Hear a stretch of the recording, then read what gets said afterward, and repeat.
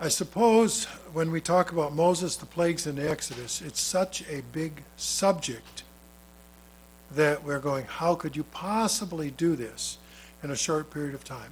Well, I want to give you some encouragement. There will be a test. That'll ought to keep everybody focused. And so we're going to see, I don't know how we're going to work this, but it's an online test, and you can do it with your phone. I know, because I wrote it and developed it. But as we go through it, this will provide all of the answers for that test. So Moses, the plagues, and the Exodus, and that story, bulk of that is in the Pentateuch, the first 5 books of the Bible, the first 5 writings, or called the Book of Moses, books of Moses.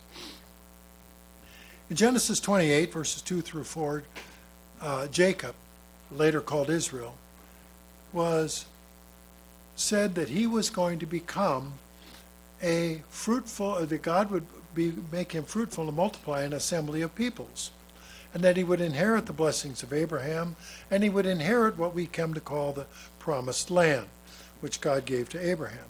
So we have this instruction, or this expectation of Israel to multiply, and indeed, he had 12 sons, and forming 12 tribes in Israel. And they went from, the children of Israel went to Egypt, and with Jacob, like I say, later called Israel. And this direct descendants of Jacob were 70 persons because of the famine that was occurring in the land of Canaan at the time. And it lists all of those out. There's an interesting, there's probably more than one book that has been written on following the tribes of Israel to the modern time, and they all follow those various tribal names. We then have the experience in Genesis about Joseph, who was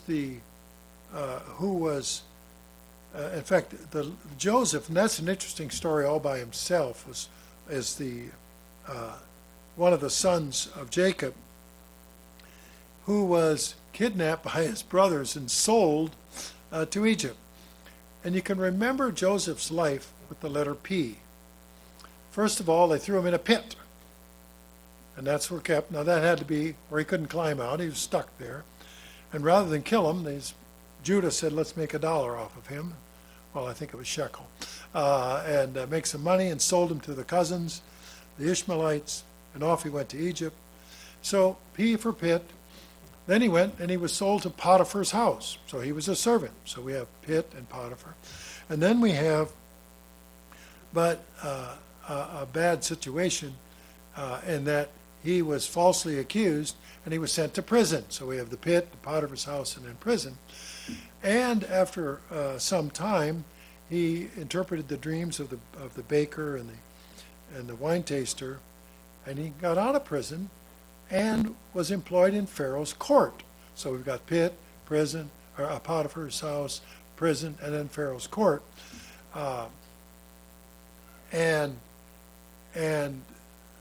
From there, he became the number 2 ruler of all of Egypt, which is pretty dramatic. You say, well, how is he going to go from the peace from that? But if we go through it, and I don't have the scripture right here, it's another message about Joseph. But what happened to Joseph? He said, take my bones back to where I came from to bury me. So the last P is pine box, because they had to haul his bones back to the land of Canaan. So bear in mind, those 2 million Israelites that were heading back were carrying Joseph's bones. So when we see here, Joseph, all of his, the land of Egypt was instructed or ruled by Joseph then. And then it says, arose a new king over Egypt who did not know Joseph.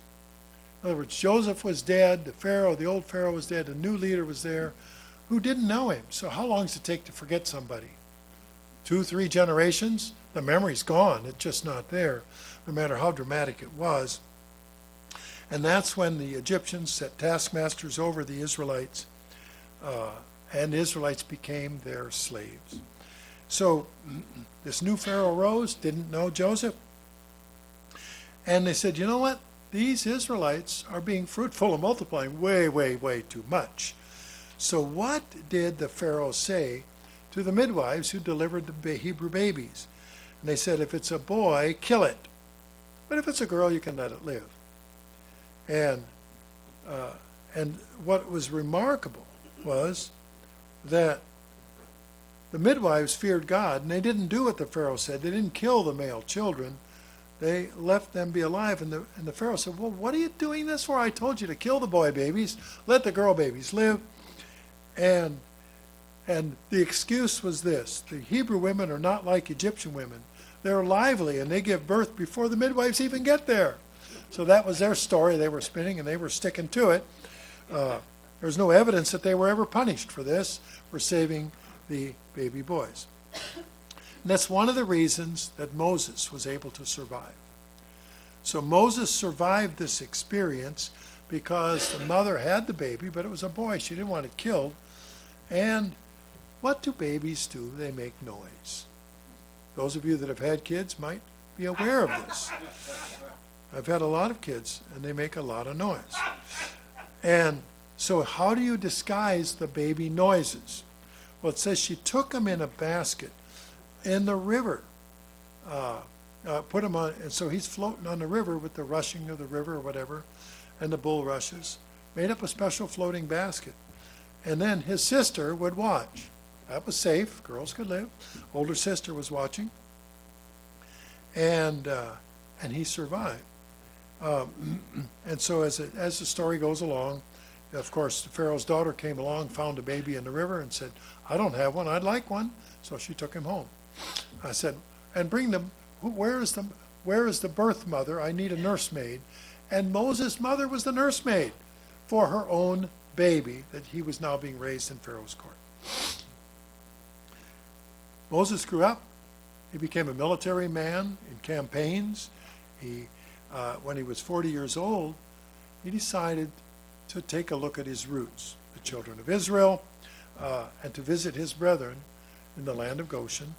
And now that means he's had 40 years growing up as an Egyptian, speaking the language, and that doesn't mean he didn't speak Hebrew as well, because his mother did and his sister did. He knew who they were.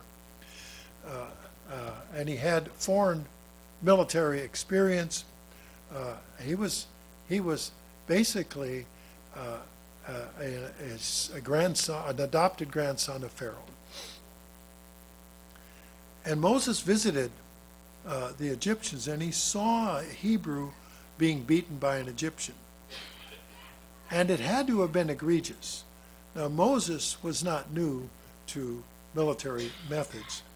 And so in Exodus 2 and verse 12, he killed the Egyptian and hid him in the sand. In other words, nobody's going to know about this, because he didn't want his brethren, fellow Hebrews, to be suffering under the Egyptian taskmasters, because they were building buildings and who knows what all, whether all that they built.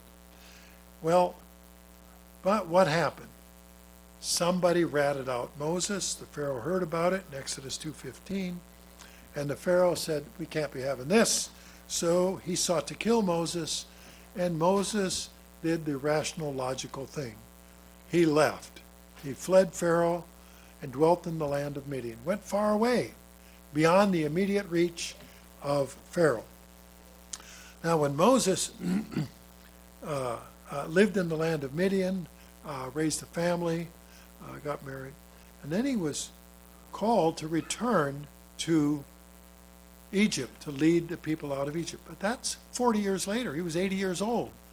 40 years in Egypt, 40 years in the land of Midian, and then he thought, well, I'm powerless. What can I do? I'm just one person facing the phenomenal Egyptian army. And this is where we have the serpent experience. And Exodus 4 and verse 2, what did the Lord said to him? Moses, what's that in your hand? He said, a rod. Verse 3, he said, cast it on the ground. He cast it on the ground, became a serpent, and Moses fled from it. I dare say that every single one of us here, if we had a rod and threw it down and became a serpent, we would beat feet and go the other direction. Now, I have a brother-in-law who's a snake handler, but very few other people would be curious enough to go check it out and see what it would be like. And then he heard this horrible words from the Lord, reach out your hand and take the snake by the tail. I've seen some of the videos of what they can do. They turn around and you're toast. Well, Moses did it, caught it, it became a rod back in his hand again. Well, in other words, he knew where the power came from. Now we go to Exodus 7. Moses was 80 years old, and he got his brother Aaron, who's 83, and they went in to ask Pharaoh to let my people go. In other words, they're done being, they don't want you to be a taskmaster. Let them go home. They came here hundreds of years before. Let's go home. Well, then we have the situation with Pharaoh decided he didn't want to let the free labor go. Well, free labor is never really free. They have to eat, and there's all the care that goes with it. But it was still, there were no excessive payments, I can be sure here. So we said no. And so there were a series of plagues that occurred that each time the Pharaoh said no, another plague would come along. So the first one, water turned to blood. Now, and there's a great scenario about this in the movie 10 Commandments, where a man in Pharaoh's court has a cup of water, and he looks shocked at it and he pours it out because it was blood. The water had turned to blood. There's a plague of the frogs, the lice, the flies, pestilence for diseased livestock. My favorite, the boils. Ever had a boil? I did when I was 12 years old. I had 2 of them on the top of my shoulder. And I still remember everybody in gym class at school stayed well away from me because I had these 2 nasty look. And so when I read the book of Job, I understood it so much more clearly. Or if you look at some of the graphic representations in the old Bible story books that have boils all over people's body, it's hard to imagine. Thunderstorms of hail and fire. Now this is an interesting one because how do you have hail and fire? And the storms, now the astronomers say, well, there could have been comets passing near Earth that it would rain hydrocarbons, which would have been like fiery hail coming down. Not a comforting thought. Bad enough here a couple of weeks ago when we had golf ball sized hail bouncing on our car. And then locusts. Well, if you've got anything left after the hail, the locusts are going to come along and eat it. It was during the Great Depression. There were grasshoppers plaguing the Midwest. And my grandfather's cousin had married a guy in Kansas, and he moved up to Minnesota to escape all of the grasshopper plagues. And he told us, he said, the green grasshoppers were everywhere. And he said they were eating everything alive in front of them. And he said the chickens were chasing and eating the grasshoppers. The chickens ate so many grasshoppers. The shells were green, the egg whites were green, and the yolks were green. He said, because the chickens were having a grand old time. So I can imagine that this is something similar, but the vegetation was gone. And then you have darkness for 3 days. Now I know that lights will go out. You lose power. We've lost power in storms before, but darkness that means the sun is dark. So we don't know exactly what would have happened there, but it was definitely a supernatural event. If you haven't been a believer before, that's got to drive you close. I do know that when Christopher Columbus came to the New World, he knew his calendar. And so when he was captured by the natives in the Caribbean, and he said, if you don't let me and my people go, I will black out the sun. Now, he knew that there was an eclipse coming. And sure enough, the sun started blacking out, and they couldn't wait to get rid of him. Okay, just from having the knowledge of that. But darkness for 3 days. And then we look in the Bible, we read about Joshua's long day, how it was extended.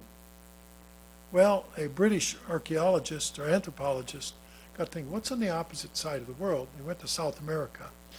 And they have, in Chile, they had a long verbal history of the long night. That it was a long day in one part of the world, which was a long night in another part. So this darkness for 3 days is so out of character that it had their attention. And then, of course, we have then at Passover the death of the firstborn, the 10 plagues. And after being softened up, water to blood, frogs, I don't know how many of you really appreciate having a lot of frogs around. The guy who never became my brother-in-law dated a sister-in-law in Hawaii for the feast. And she was wearing spiky heels, and he was taking her back to her hotel after dinner. And the frogs were everywhere in Hawaii, and she spiked a frog right square in the middle with a spiky heel. Well, he's standing out there on the sidewalk, and he's holding her ankle trying to get the frog off. And everybody's doors are opening up at the motel to see this man with his hand around the woman's ankle to get the frog off, because she wasn't keen on doing that herself. Frogs, not so much. Lice, I've had students with lice. That's ungood. Flies, I found out you have more flies with cows than you do with sheep. And pestilence in livestock, boils, hail and fire, locusts, darkness, and death of the firstborn was really the kicker. That did there. So we look in Exodus 12, verses 7. This is what the Hebrew people were told. Take blood, put it on the doorpost, the lintel of the house where they ate Passover, and then eat the flesh on that night, roasted in fire, with unleavened bread, with bitter herbs, they shall eat it. In other words, and stay home. You're going to eat it at home. You're not going anywhere. And that was Passover, because if they didn't stay home, and they did, because they knew that they were hard-pressed, then who would the death of the firstborn hit? It hit the Egyptians as the death angel came out. So we read on. Then we had, they said, okay, fine, go away. The Pharaoh told the Hebrews, go away, get out. No, and get out and stay out kind of thing. Well, after Moses led Israel, they went across the Red Sea, another miracle, or 3, and they went 3 days in the wilderness. And found no water. How long can you live without water? About 3 days. After 3 days, you start crashing. Crash and burn. And they came to Mara where they couldn't drink the water. It was bitter water. Ever try to drink alkali water? Or any kind of bitter water? Not. Wasn't going to work out. And you have now the congregation then camped in Rephidim, no water. Again, this is the second event. There was fresh water provided earlier, fresh water again. So you have another miracle for water to drink. And the people weren't real happy with Moses. In Exodus 17 and verse 3, why have you brought us up out of Egypt to kill us and our children and our livestock with thirst? Well, what a logical thing, right? Here's this guy who led us out here. We could have been taskmasters, slaves in Egypt, but no, he dragged us out here so we can all die an ugly death. At least back there we were alive. Moses cried out to the Lord, what shall I do with these people? They're almost ready to stone me. Well, they're starving. Now, it's about, I think in the 1920-ish, there's a book about 9 Meals to Anarchy. It's a little over 100 years old. And I used to teach this in economics classes, that people will tolerate almost anything for 3 days or 9 meals. And after that, they will do anything for survival. They'll cast aside all restraints. And Moses was seeing it. It's a human characteristic. They're ready to stone me. And of course, God delivered the water from the rock. We go on to Exodus 17. We have the battle with the Amalekites. And Moses said to Joshua, choose men and go out and fight with Amalek. I'll stand on top of the hill with the rod of God in my hand. Remember the one that got turned to a serpent? That's got to be real heartwarming to Moses to know God's power was right there. And Joshua did as Moses said, fought with Amalek. Moses, Aaron, and Hur went to the top of the mountain. And then, as it were, Moses, when he held up his hand, then Israel prevailed. But when he put his hand down, then Amalek's army prevailed. But you can only hold your arms up for so long. Ask any beginning barber. Because they got their arms up all day, and it's hard to do that when you're first learning. And they'll tell you how to hold your arms up. And I thought of that. Moses wasn't a barber. He wasn't used to holding his arms up all day. So what did he have? Aaron on one side, Hur on another, and they're bracing his arms up so they can prevail until the going down of the sun. All day. Can only fight in daylight hours. After dark, they don't know who they're doing. And Joshua defeated Amalek with the edge of the sword. So you have these traumatic events occurring. Now 1 Peter 2:9 identifies Israel, spiritual Israel. But you are a chosen generation, a royal priesthood, a holy nation, his special people, that you may proclaim the praises of him who called you out of darkness into his marvelous light. So we have this physical Israel that was preserved as a nation, as a prototype, a foretype, and then we have spiritual Israel as we read, and as I read earlier about children of Abraham, if they are believers in Jesus the Christ, then they are that chosen generation, a royal priesthood, a holy nation. So that's the Cliff Notes version of Moses, the plagues, and the Exodus.